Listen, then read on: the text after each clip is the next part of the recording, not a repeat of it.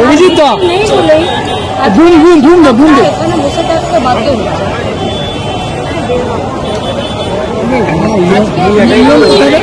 এখানে বসে নেই, কেউ নিজের ইচ্ছায় বসে। সরকার এমন একটা সিচুয়েশনে শিক্ষক এবং শিক্ষাকর্মীদেরকে নামিয়ে দিয়েছে যে তারা এখানে রাস্তায় দাঁড়াতে, বিক্ষোভ করতে, আন্দোলন করতে বাধ্য হচ্ছে। তাদের তো আজকে রাতে প্রিপারেশন নেবার কথা যে কাল সকালে কি পড়াবো।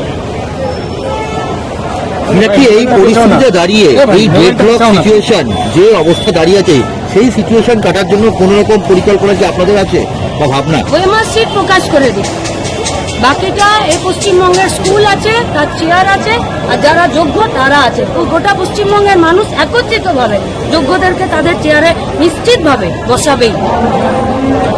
মুখ্যমন্ত্রী বলছেন এই গরমে না বসে যেন এখান থেকে উঠে যায়।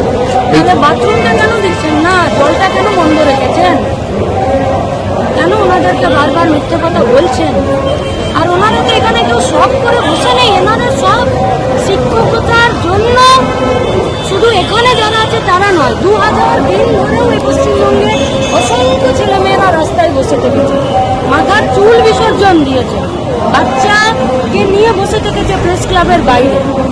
অন্তঃসত্ত্বা মা, বাচ্চা মারা গেছে। এরাই মানে যারা এখানে আছেন তাদের তো মান সম্মান যাওয়ার জন্য রাজ্যের সরকার কমিশন ব্যবস্থা করে। মুখ্যমন্ত্রী শুধু সেটা বলছেন না, বলছেন স্কুলে কি করে মাইনে পাবে, মাইনে নিয়ে প্রবলেম হবে।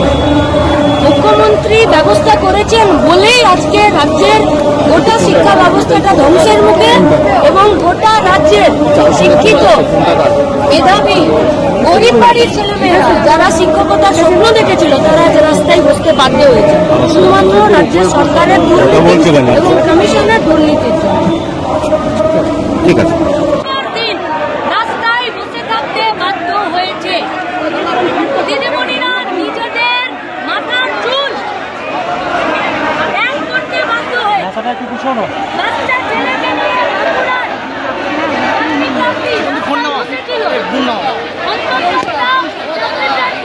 নিজের বাচ্চাকে হারিয়েছে, অনেকে এই আশায় ছেড়ে দিয়েছে যে আমরা চাকরি পাবো। আসলে শেষ করার একটা পরিস্থিতি নিয়েছে, তাই 22 লক্ষ ওএমআর সিটি প্রকাশ করতে হবে এবং যারা যোগ্য তাদেরকে চাকরিতে বহাল করতে হবে। এইটাই আমাদের মূল দাবি। বেসরকারি শিক্ষা ব্যবস্থাকে ভাঙা চলবে না।